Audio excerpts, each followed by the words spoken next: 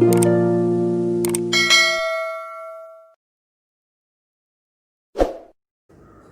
be the name of the Lord. परमेश्वर के नाम की महिमा हो। Welcome to the next class of online Bible course. Online Bible course की अगली कक्षा में आपका स्वागत करते हैं। In this class, we learn the survey of Old Testament, और हम इस कक्षा में पुराने नियम के सर्वेक्षण के बारे में सीखेंगे। and this class is about pre-exilic historical books of the Bible. और बाइबल में बंधुआई के पहले जो ऐतिहासिक पुस्तक लिखे गए हैं उसके बारे में हम सीखेंगे। So, as we already learned, pre-exilic books were divided into two. और जैसे कि हमने पहले सीखा है कि बंधुआई के पहले लिखे गए इतिहास के पुस्तकों को दो भागों में First part is the books written during the time of conquest and judges. और पहला जो भाग था वो न्यायों के समय में और उनके विजय के समय में लिखा गया था। And the second part is written during the time of kings. और दूसरा भाग जो है वो राजाओं के समय में लिखा गया है। So in this session of the class, we will learn about the books written during the period of kings. और इस समय में हम राजाओं के समय में लिखे गए उन ऐतिहासिक पुस्तकों के बारे में सीखेंगे। And in the first part of the king, there are 4 books. और इस भाग में 4 पुस्तकें हैं। They are First Samuel, Second Samuel, और वो पहला सामुएल, दूसरा Samuel, First Kings and Second Kings. और पहला राजाओं को पुस्तक और दूसरे राजाओं को पुस्तक। These books written during the period of BC 1051 and 586.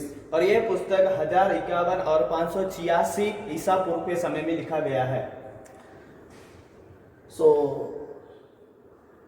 the first book that we are going to learn is the book of First Samuel. और पहला पुस्तक जिसके बारे में हम आज सीखेंगे वो पहला सामुएल है। This unit of historical books trace the history of Israel during the period of kings. और ये जो भाग है हम इतिहास को देख सकते हैं जो राजाओं के समय में था। This period is also divided into two as the period of United Kingdom and the period of divided kingdom. और इस समय को भी दो भागों में बांटा गया है। पहले एक राजा का झुंड में था और दूसरा दो भागों में बांटा गया है। The book of First Samuel describes about the transition of leadership from judges to kings. और जो पहला सामुएल है उसमें ये बात बताई गई है कि न्यायियों से कैसे राजाओं तक वो पहुंचा। There are 3 prominent persons in this book. और इस पुस्तक में 3 प्रधान व्यक्तियां हैं। Number 1, Samuel. और पहला सामुएल है। He was the last judge and first prophet of Israel. और सामुएल जो था वो न्यायियों में सबसे आखिरी न्यायी था और पहला भविष्यवक्ता था। Number 2, King Saul. और दूसरा जो है वो राजा साउल है। He was the first king of Israel. और वो इस्राएल का पहला राजा था। Number 3, David. और तीसरे वो है दाऊद है। He was the king of Israel who is known as king after God's own heart. और वो तीसरा राजा था, वो इस्राएल का राजा था और जिसे वो परमेश्वर के हृदय के अनुसार चलने वाला माना जाता था। So the title of the book First Samuel is taken from the Latin Bible. और जो पहला सामुएल जो शीर्षक है वो लतीनी बाइबल से लिया गया है। The Latin Vulgate of the Bible use the book of Samuel. और लतीनी बाइबल में हम सामुएल को देख सकते हैं। And the author of First Samuel is Samuel the prophet himself. और जो पहला सामुएल का जो पुस्तक है उसका लेखक सामुएल खुद है। Then the date of writing is between 930 BC and 722 BC. और ये पुस्तक 930 BC और 722 BC के बीच में लिखा गया है। Purpose of writing this book. और इस पुस्तक को लिखने का उद्देश्य The book is written to make an account of transition from weak rulership to the strong monarchy. और ये पुस्तक इसलिए लिखा गया कि जो न्यायों का दुर्बल जो अधिकार था, जो नियम था, उनमें से कैसे एक राजा के भरण में आता है और उसके शासन में आता है। During the time of Samuel, Saul and King David. और शमूएल के समय में सौल और दाऊद के द्वारा। Now, the first division of the first Samuel. और पहला शमूएल का पहला भाग, Samuel, the last judge and first prophet. और शमूएल जो था जो आखिरी न्यायी और पहला भविष्यवक्ता था। The story of Samuel begins during the troubled time of the priest Eli. और शमूएल की कहानी वहां से शुरू होती है जब एली जो जो याजक था उसके समय से शुरू होता है। Eli was the judge and priest during the time of Samuel. और शमूएल के समय में एली जो था वो वहां का न्यायी और वहां का याजक था। First Samuel connects the 60 years gap of history of Israel between the end of the time of judges and the time of kings. और पहला शमूएल का जो पुस्तक है वो उस लंबी 60 साल के चरित्र को बताता है, इतिहास को बताता है यहूद न्यायों के अंत से राजाओं की शुरुआत तक। But Eli the priest was not a strong spiritual leader. और एली जो याजक था वो बहुत ही आत्मिक एक व्यक्ति नहीं था। His sons were also corrupt and wicked. और उसके पुत्र जो थे वो भी दुष्ट और बलवा करने वाले थे। But Samuel was born to a godly woman, Hannah, as the answer of her prayer. और सामुएल एक परमेश्वर के ऊपर भय रखने वाली स्त्री की संतान था और उसका नाम हन्ना था। And because of her faithfulness to God, he dedicated him to God's ministry. और उसने परमेश्वर के प्रति उसकी जो वफादारी थी, विश्वास योग्यता थी, उसने इसी कारण से शमूएल को परमेश्वर के काम के लिए सौंप दिया। So while Samuel was a small boy, he brought into the tabernacle of God to do the service of God. और इसी कारण से जब शमूएल बहुत ही छोटा था उसी समय उसे परमेश्वर के मिलाप वाले तंबू में ले आया गया ताकि वो परमेश्वर के लिए सेवा कर पाए। From childhood, Samuel remained faithful with God and become a strong spiritual leader in Israel. और शमूएल अपने बचपन से ही परमेश्वर के प्रति बहुत ही विश्वास योग्य था और आगे के दिनों में वो बहुत ही सामर्थ्यशाली एक अगुवा बना। So he became the last judge and the first prophet of Israel. और इसी कारण से वो न्यायियों में आखिरी न्यायी और भविष्यवक्ताओं में पहला भविष्यवक्ता बना। And the first part of the book of First Samuel is from chapter 1 to chapter 7. और जो शमूएल के पुस्तक का जो पहला भाग है, पहला विभाजन है, उसके अध्याय 1 से अध्याय 7 तक है। Then second part of the book of First Samuel, और जो दूसरा भाग है chapter 8 to chapter 15. और वो 8 से 15 तक है। So this division of the First Samuel teaches about Saul, the first king of United Kingdom Israel. और जो पहले भाग है वहां हम देख सकते हैं कि शाऊल के बारे में जो उस इस्राएल राज का राजा था। So the rulership during the time of judges was very weak. और न्यायों के समय में जो उनका पालन करना का तरीका था वो बहुत ही निर्बल था। So during the last days of Samuel, people asked for a king. और शमूएल के अंतिम दिनों में लोगों ने एक राजा की मांग रखी। So God guided Samuel to anoint Saul as the king of Israel. और इसी कारण से परमेश्वर ने शमूएल को अगुवाई दी कि वो शाऊल को राजा अभिषेक करे। So Saul from the tribe of Benjamin was anointed as the first king of Israel. और बेंजामिन के गोत्र से जो शाऊल था उसे इस्राएल का पहला राजा कर उसे अभिषेक किया गया। He begins well, but his good character changes very soon. और अच्छी स्वभाव के साथ उसने अपने कार्य को शुरू किया था, लेकिन बहुत ही जल्द उसका चरित्र खराब हो जाता है। He enjoyed some early success as king, और राजा होकर जिसके जो सफलता उसके जीवन में पाई थे, but he failed to live up to his potential to God. और परमेश्वर के प्रति जो उसके अंदर खूबियां थी उसमें से वो पूरा जी नहीं पाया। So he disobeyed God and finally God rejected him to be the king of Israel. और उसने परमेश्वर के बातों को नहीं माना और परमेश्वर ने उसे तिरस्कार कर दिया। But God allowed him to continue till the death of him. लेकिन फिर भी परमेश्वर ने उसे ये अनुमति दी उसके जीवन के अंत तक वो राजा बनकर रहे। Then the third division of the book of First Samuel और पहले शामुएल का जो तीसरा विभाजन है begin from chapter 16 and end with chapter 31. और उसका भाग 16 अध्याय से शुरू होता है और 31 में खत्म होता है। God rejected Saul to be the king of Israel and commissioned Samuel to anoint David. और परमेश्वर ने शाऊल को इस्राएल के राजा के तौर पर तिरस्कार कर दिया और शमूएल से कहा कि तुम दाऊद को अगला राजा अभिषेक करो। David was a shepherd boy from the city of Bethlehem. और बदलहम नाम के शहर का एक चरवाहा था Dawood. He was the son of Jesse. और वो जेसी का पुत्र था। And God knew that the heart of David was bent towards God. और परमेश्वर ये जानता था कि दाऊद का हृदय जो है वो परमेश्वर के प्रति है।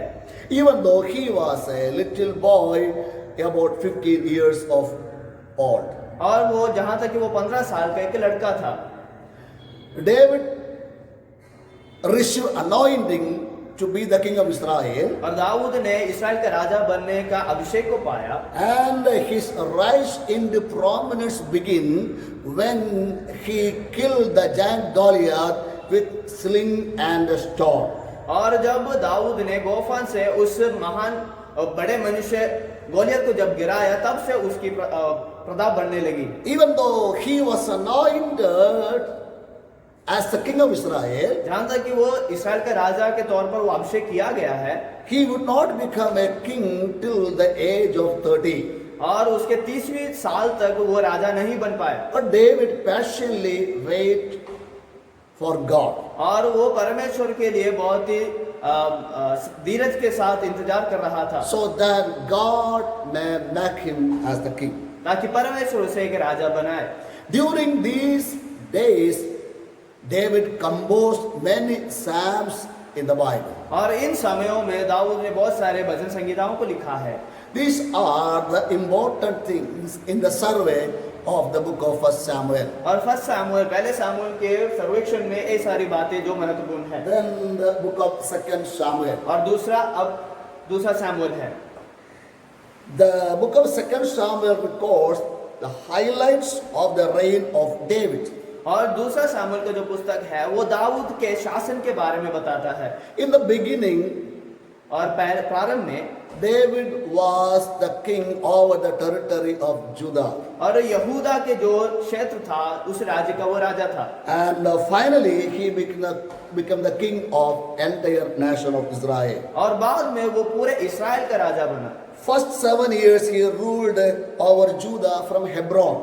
और पहले 7 साल वो यहूदा में उसने राज किया हेब्रोन से लेकर। Then 33 years he ruled for the whole nation of Israel. और वो 33 साल पूरे इस्राएली देश के ऊपर उसने राज्य किया। During his reign he captured the city of Jerusalem और उसके राज्य के समय में उसने यरूशलेम को कब्जे में कर लिया and made Jerusalem as the capital of his kingdom. और उसने यरूशलेम को अपने राजधानी बना। The Greek title for this book is Basilion Beta. और यूनानी शब्द जो इसके लिए जो दिया गया है वो बेसेलियोन बेटा है। This is simply translated as the book of Samuel. और अगर इसे हम तर्जुमा करते हैं तो ऐसा दिखाई देगा कि सामुएल का पुस्तक। And this is taken from the Latin Vulgate of Bible. और जो लितिनी बाइबल है उसमें से इस शब्द को लिया गया है। So the author of Second Samuel is Samuel himself. और दूसरा सामुएल का भी जो लेखक है वो सामुएल खुद है। Date of writing is same. और लिखने का समय भी एक ही समान है। Between BC 930 and 722. और 930 BC और 722 BC के बीच में लिखा गया है। This is also written with a purpose to make a record of the transition from weak rulership of judges to the strong monarchy. और ये भी इसी कारण से लिखा गया है कि ये दिखाने के लिए कि न्यायियों के उस दुर्बल जो उनका अधिकार था उसमें से कैसे एक राजा के अधिकार में आता है। And in Second Samuel also there are 24 chapters and 3 divisions. और दूसरे सामुएल के पुस्तक में 24 अध्याय हैं और 3 विभाजन भी हैं। Now the first division और पहला विभाजन tells us about the rise of David. और दाऊद के उस बढ़ाव के बारे में बताता है। Begin from chapter 1 and end with the chapter 10. और पहले अध्याय से शुरू होकर 10वीं अध्याय पर खत्म होता है। So here David was crowned as king at Hebron in Judah after the death of Saul. और साउल की मृत्यु के बाद दाऊद को यहूदा के राजा हेब्रोन पर उसे मुकुट पहनाया गया। Very soon civil war started in Israel. और बहुत ही जल्द युद्ध भी शुरू हुआ इसराइल में। Northern tribes of Israel installed one son of Saul whose name was Ishbosheth. और उत्तर इसराइल के जो गोत्र थे उन्होंने साउल के एक पुत्र को चुन लिया जिसका नाम Ishbosheth. उसका नाम ईशबोशेत था। He was appointed as a puppet king. और वो उनके लिए एक राजा के समान था। But Ishbosheth was murdered by his own men. और जो ये व्यक्ति था उसको उसके खुद के आदमियों ने मार दिया। And David was anointed as the king of the whole nation of Israel. और उसके बाद दाऊद को पूरे इस्राएल का राजा घोषित किया गया। And he fortified the city और उसने चार दीवारी इसमें बना दी and made Jerusalem as the capital of the kingdom and religion. और यरूशलेम को उसने अपनी राजधानी बना दी और उसके धर्म का राजधानी बना दी। From that time Jerusalem became the capital of Israel politically and religiously. और धार्मिक तौर पे और दूसरे तौर पे भी उस समय से यरूशलेम इस्राएल का राजधानी बन गया। So under David Israel was an united kingdom. और दाऊद के समय में इस्राएल एक जुड़ा हुआ देश था। Also, one of the great achievement was David's plan to build a temple for God in Jerusalem. और दाऊद की अच्छी बात ये थी कि वो यरूशलेम में परमेश्वर के लिए एक मंदिर बनाना चाहता था। And also he brought the ark of God into the city of Jerusalem. और उसने परमेश्वर के उस संदूक को वाचे के संदूक को वो यरूशलेम में लेके आया। This was golden era of the reign of David. और दाऊद के राज्य के समय के ये बहुत ही सुवर्ण समय।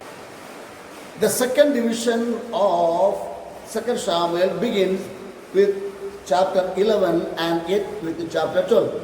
और दूसरा भाग जो है वो अध्याय 11 से शुरू होकर अध्याय 12 तक है। And this division tells us about the fall of David. और यहाँ ये जो भाग है वो दाऊद के पतन के बारे में बताता है। Even though David was a man of courage and faith in God, और परमेश्वर के ऊपर विश्वास और धैर्य रखने वाला एक व्यक्ति था Dawood. this division tells us about the fall of David. लेकिन ये जो भाग है दाऊद के पतन के बारे में बताता है। Spiritually he became weak और आत्मिक तौर पर वो कमजोर हो गया and he committed adultery with Bathsheba. और उसने बतशेबे के साथ व्यभिचार किया। Also through deception he killed her husband Uriah. और धोखे से उसने उरिया बतशेबे उसके पति को मार दिया। David's victories and success are changed to personal, family and national trouble. और उसका जो विजय और उसके जो भी बातें थे वो उसके लिए और उसके देश के लिए एक चुनौती बन गई। These troubles and failure of David is recorded in the second division of 2 Samuel. और दूसरे शमूएल के दूसरे भाग में उसके उन सभी परेशानियों को बताया गया। The third division of the book of 2 Samuel begins with chapter 13 and end with chapter 24. और जो तीसरा भाग है वो अध्याय 13 से शुरू होकर अध्याय 24 पर खत्म होता है। This division tells us about the disaster of David. और यहाँ दाऊद के जो उसको जो नष्ट हुआ उसके बारे में बताता है। The disobedience of King David produces chastisement and confusion at every level.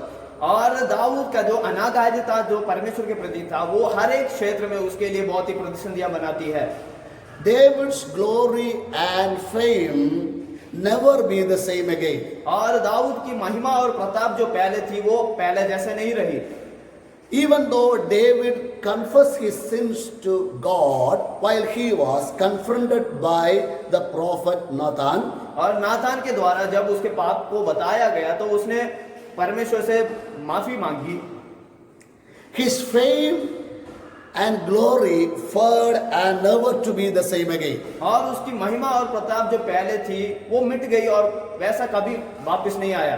God forgave his sins. परमेश्वर ने उसके पापों को क्षमा तो किया, Still he had to bear the natural consequences of his sins. और उसके पाप के जो प्रतिफल को उसको उठाना पड़ा।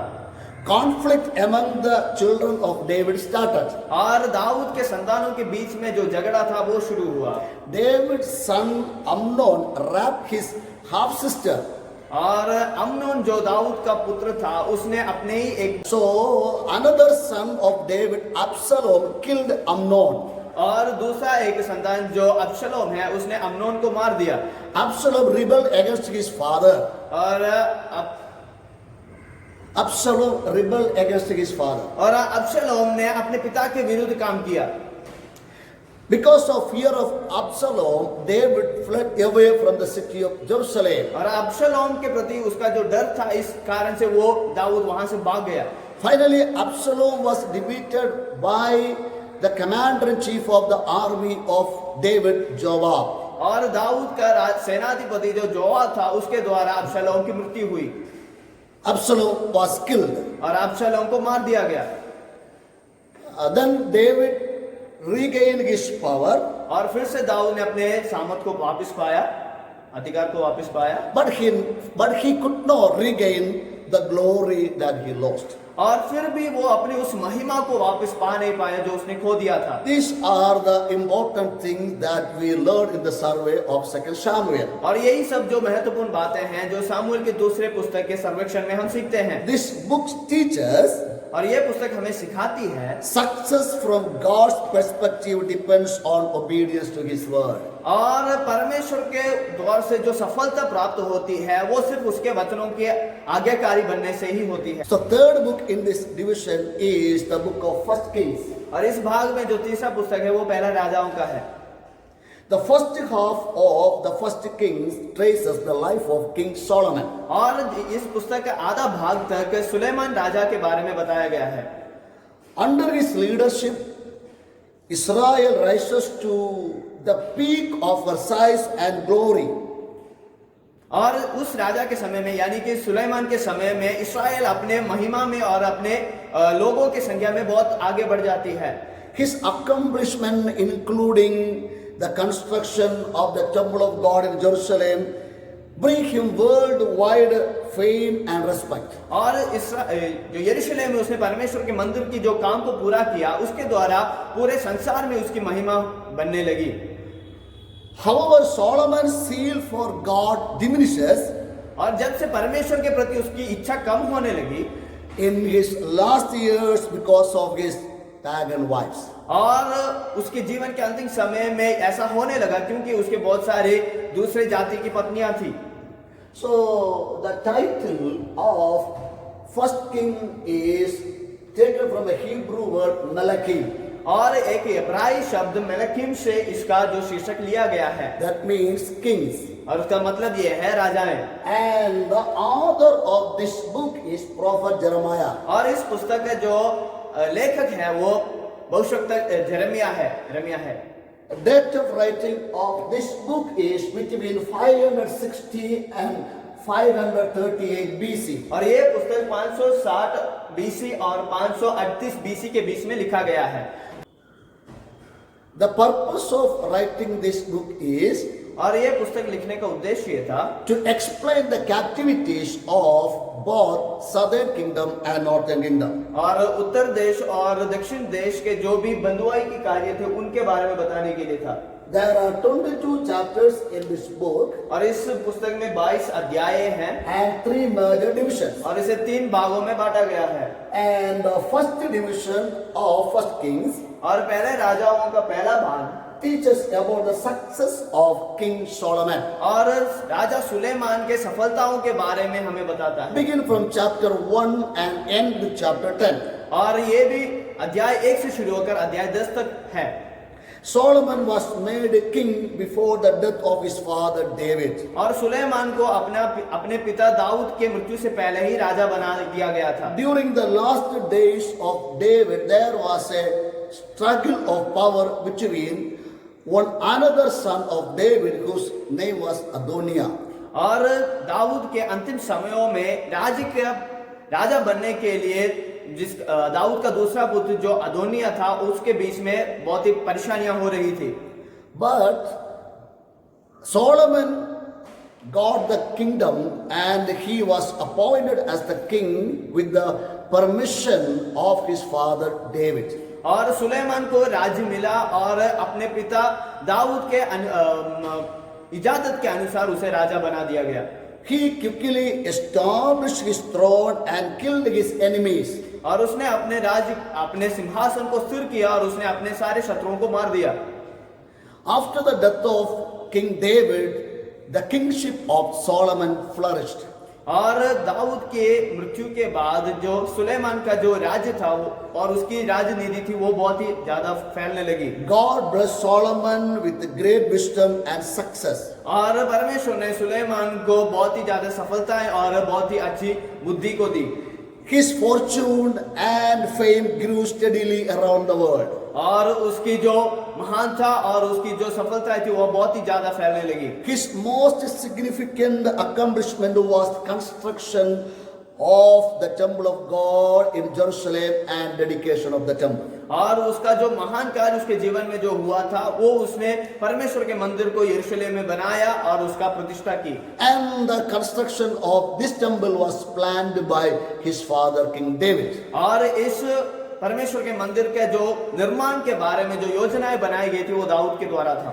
And along with the construction of this temple, और इस मंदिर के जो निर्माण के साथ the Ark of Covenant got a magnificent place to rest in Israel. और परमेश्वर का जो वाचा का संदूक था उसे रखने के लिए एक बहुत ही महत्वपूर्ण जगह मिला। God warned Solomon about obedience and integrity. और परमेश्वर सुलेमान के उस आज्ञाकारिता और विश्वास योग्यता के बारे में बताता है। But Solomon did not heed fully what the Lord said. और परमेश्वर ने जो बातें उसे बताई तो उसने पूरी तौर से नहीं सुनी। So this division was the golden era of the reign of King Solomon in Israel. और इस्राएल में राजा सुलेमान का जो अधिकार के समय का बहुत ही अच्छे समय थी। Then the second division of First Kings, और पहले राजाओं का दूसरा भाग chapter 11. और जो अध्याय 11 है, This division tells us about the sin of King Solomon. और ये जो विभाजन है यहाँ सुलेमान राजा के पाप के बारे में बताता है। Solomon continued to grow in fame, power and wealth और सुलेमान अपने महानता और अपने हर एक धन संपत्ति में आगे बढ़ रहा था because God was with him. क्योंकि परमेश्वर उसके संग था। But finally his wealth became a trouble for him. लेकिन अंत में उसकी जो धन संपत्ति थी वो उसके लिए एक चेतावनी बनने लगी। He began to multiply horses and his military power. और उसने अपने घोड़ों को और अपने सेनाओं को बढ़ाने की कोशिश कर रहा था। And that caused him to lose his trust in God. और वो परमेश्वर के ऊपर जो उसका भरोसा था वो उसमें से गिर गया। Also he married many foreign wives. और उसने दूसरे जातियों के और दूसरे देशों के स्त्रियों को शादी कर ली। That they lead him to idol worship and immorality. और उन्होंने उसे मूर्ति पूजा और नैतिकता में उन्हें बढ़ाया। So because of these kinds of sins of Solomon, और इन सब पापों के कारण God decided to judge the nation and the family of King Solomon. और इसी कारण से परमेश्वर ने पूरे इस्राएल जाति को और उसके राज्य के जो परिवार है उसके ऊपर अपने दंड को भेजा। The third division of First King is division of kingdom after Solomon. और जो पहले राजाओं की पुस्तक में जो तीसरा विभाजन है वो जो इस्राएल को दो भागों में बांटा गया उसके बारे में है। That begin from chapter 12 and end with chapter 22. और उसका शुरुआत अध्याय 12 से शुरू होकर अध्याय 22 तक है। Following 40 years reign of Solomon, the kingdom of Israel divided into two. और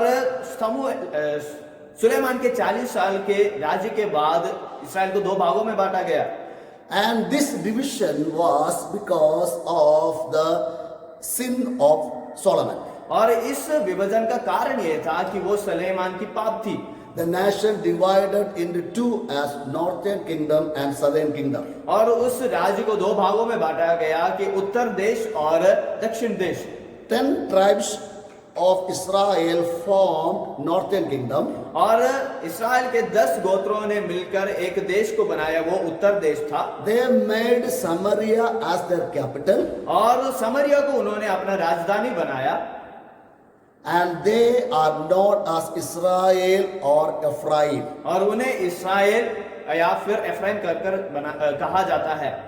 And 2 tribes made southern kingdom. और 2 गोत्रों ने मिलकर जो देश है उसको बनाया। That kingdom is known as Judah. और उस राज्य को यहूदा कहा जाता है। They made Jerusalem as their capital. और उन्होंने यरूशलेम को अपना राजधानी बनाया। The northern kingdom was ruled by 19 kings from 9 different dynasties. और जो उत्तर जो देश था, उत्तर राज्य इस्राएल था, उसे 19 राजाओं के द्वारा शासन में लिया गया था और अलग 9 राज्यों से। They were ruled by 9 different dynasties. और वो लोग 9 अलग तरह के राजवंशों के द्वारा अधीन में किए गए थे। But southern kingdom ruled by 20 rulers. और जो दक्षिण जो राज्य था वो 20 राजाओं के द्वारा अनुशासन में था। Among them 19 were kings and 1 was a queen. और उनमें से 19 राजाएं थे और एक रानी थी। Every one of them from the Davidic dynasty. और उनमें से सभी लोग दाऊद के राजवंश में थे। Very soon after the division of Israel, और इस्राएल के विभाजन के बहुत ही बाद northern kingdom begin idol worship. और जो उत्तर देश था उन्होंने मूर्ति पूजा करना शुरू कर दिया। Most of the kings of Israel was evil and practiced idolatry and wickedness. और इस्राएल के जितने भी राजा थे उनमें से ज्यादातर लोग बहुत ही दुष्ट थे और वो व्यभिचार और मूर्ति पूजा करते थे। Worship of Baal and Asherah was common in northern kingdom Israel. और बाल और अशेरा की जो आराधनाएं थी वो जो इस्राएल में बहुत ही आम बात थी। During these days God raised the prophet Elijah और इस समय में परमेश्वर ने अपने भविष्यवक्ता एलिया को खड़ा किया to confront most wicked and idolatrous king of Israel. और इस्राएल का बहुत ही दुष्ट और मूर्ति पूजा में सबसे आगे था जो आहब था, उसके प्रति खड़ा किया परमेश्वर ने To execute judgment of God against him and the priest of Baal. और बाल के उन सारे याजकों के विरुद्ध में और इस राजा के विरुद्ध में परमेश्वर की जो दंड थी उसको बताने के लिए। He was King Ahab. और वो राजा आहाब था। First king close after covering about 100 years of Israel history following the death of Solomon. और जो पहला राजा का पुस्तक यहाँ खत्म होता है 100 साल के इस्राएल के राजाओं के इतिहास को बताते हुए और सुलेमान की मृत्यु के साथ। Then the 4th book of this division is 2 Kings. और जो इस श्रेणी में जो चौथा पुस्तक है वो दूसरे राजाओं का पुस्तक है। The 2nd book of Kings is the continuation of the tragic history of 2 nations. और जो दूसरे राजाओं का पुस्तक है वो उसके लगातार में जो कहानी है जो इस्राएल को जो 2 राज्यों में बांटा गया और उनकी दर्द बातों के बारे में है। Title, author, date of writing, purpose are same as the first Kings. और शीर्षक, लेखक, उसका लिखा गया समय, ये सब पहले राजाओं के समान ही है। But in this book there are 25 chapters and 3 major divisions. लेकिन इस पुस्तक में 25 अध्याय हैं और 3 भागों में से विभाजित किया गया है। The first division tells us about the divided kingdom. और जो पहला विभाजन है वहाँ जो भिन्न किए गए राज्यों के बारे में बताता है। Begin from chapter 1 and end with chapter 16. और वो पहले अध्याय से शुरू होकर 16 अध्याय तक है। The reign of various kings of Israel and Judah are emphasized in this section. और इस भाग में इस्राएल के राजाएं और यहूदा के जो राजाएं थे उनके बारे में बताया गया है। But special attention were given to two kings. और लेकिन दो राजाओं में बहुत ही ज्यादा जोर दिया गया है। The first division of this book is the divided kingdom. और इस पुस्तक का जो पहला भाग है वो विभाजित किया गया राज्य के बारे में है। That begin from chapter 1 and end with chapter 16. और वो पहले अध्याय से शुरू होकर अध्याय 16 पर खत्म होता है। The reign of various kings of Israel and Judah are emphasized in this section. और इस भाग में इस्राएल और यहूदा के जो अलग अलग राजाएं थे उनके बारे में बताया गया है। But special attention given to two kings. और इनमें से दो राजाओं के ऊपर ज्यादा ध्यान दिया गया है। One is Jehu.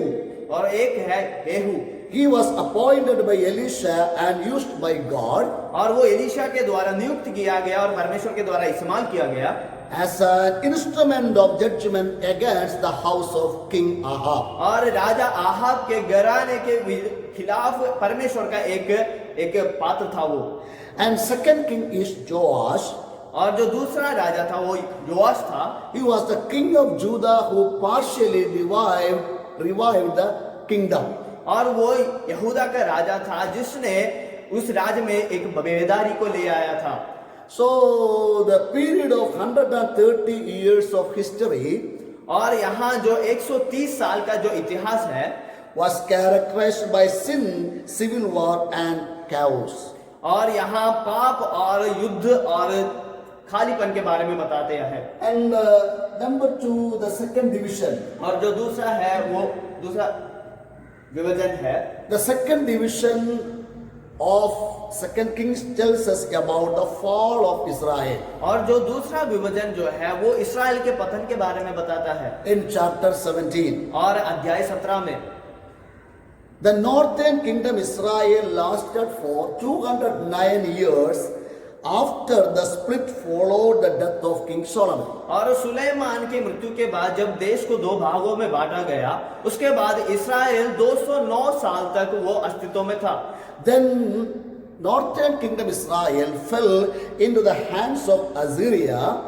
और उसके बाद जो इस्राएल देश था वो असीरिया के हाथों में गया In BC 722. और BC 722 में It was the specific judgment from God और वो परमेश्वर के द्वारा एक न्याय था उनके ऊपर because of the sin of the people of Israel. क्योंकि इस्राएली लोगों के पाप के कारण।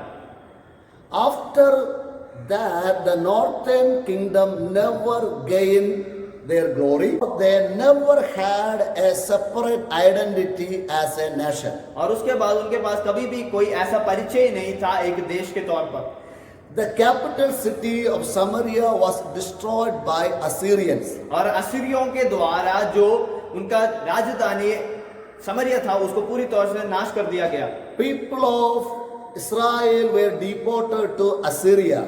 और इस्राएल के लोगों को असीरिया में ले गया।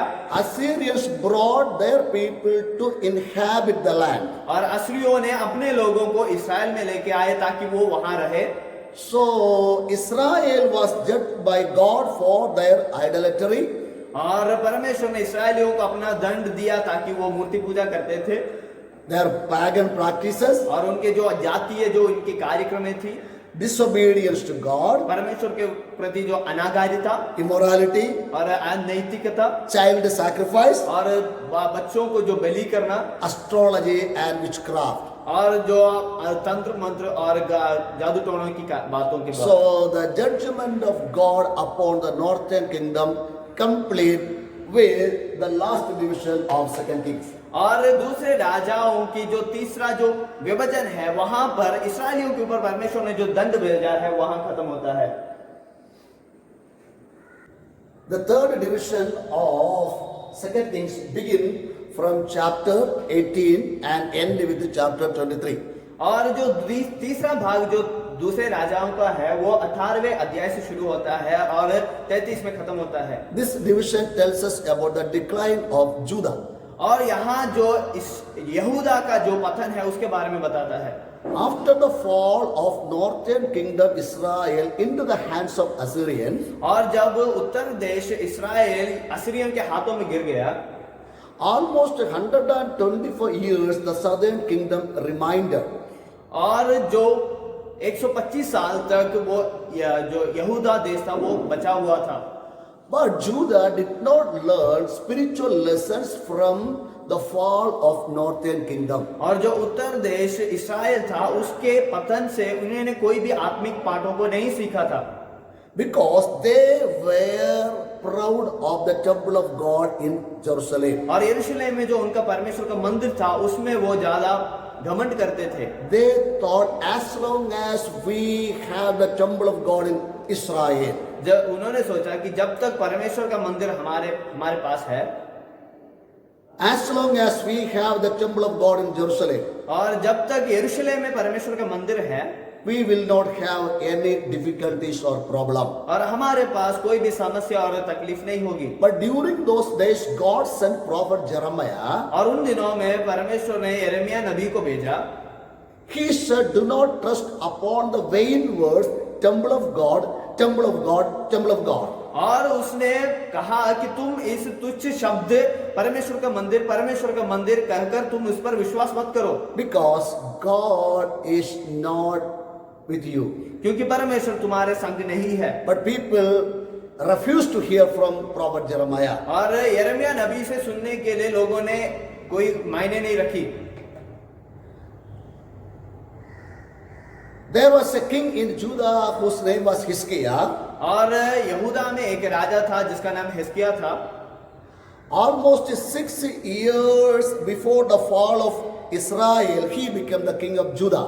और इस्राएल के पतन के 6 साल पहले वो यहूदा का राजा बना था। Because of his faith and prayer, God served Judah from the hands of Assyrians. और परमेश्वर के प्रति जो उसका विश्वास और उसका प्रार्थना जो था, हिजकिय्याह की प्रार्थना के कारण ही परमेश्वर ने उन्हें असीरियों के हाथ से बचाया था। And prospered Judah.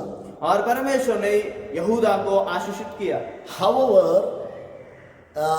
the son of Hiskiah, Manasseh, was the most wicked king of Judah.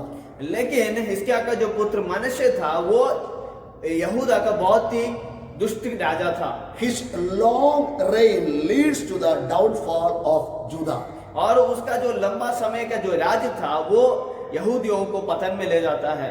4 kings succeeded him were exceedingly wicked. और जो आगे के 4 राजाएं थे वो बहुत ही दुष्ट राजाएं थे। Even though there were some kings revived the nation, और उनमें से कुछ राजाएं थे जो देश में एक बढ़ोतरी ले आना चाहते थे, that revival could not stop the judgment of God. लेकिन वो जो उन्होंने बेदारी लाई थी वो परमेश्वर के उस दंड को रोक नहीं पाई। Finally, Judah fall into the hands of Babylonians. लेकिन अंत में जो यहूदा है वो बाबिलोनियों के हाथ में गिर गया। In BC 605, और BC 605 में Babylonians entered into the city of Jerusalem.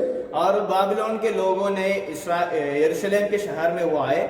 They destroyed the temple of God and other palaces in Jerusalem. और यरूशलेम में जो परमेश्वर का मंदिर था उसको उन्होंने नाश कर दिया और जो महलें वहां थी उनको भी नाश कर दिया। Killed many people और बहुत सारे लोगों को मार दिया। and deported the Jewish people into Babylon as captives. और यहूदी लोगों को बाबिलोन में वो बंदी बनाकर ले गए। So as we come into the end of the second Kings, और दूसरे राजाओं के जो अंतिम भागों में आते हैं, the Jewish people were deported to Babylon for 70 years captivity. और यहाँ यहूदी लोगों को 70 साल की बंधुआई के लिए बाबिलोन में ले जाते हैं। These are the major things that we learn in these 4 books. और इन 4 पुस्तकों में जो महत्वपूर्ण बातें हम सीखते हैं वो ये सब है। These were written during the time of kings of Israel. और ये सब बातें हैं जो इस्राएल के राजाओं के समय में लिखा गया है। God bless you all. परमेश्वर आप सबको आशीषित करे। Amen. आमीन।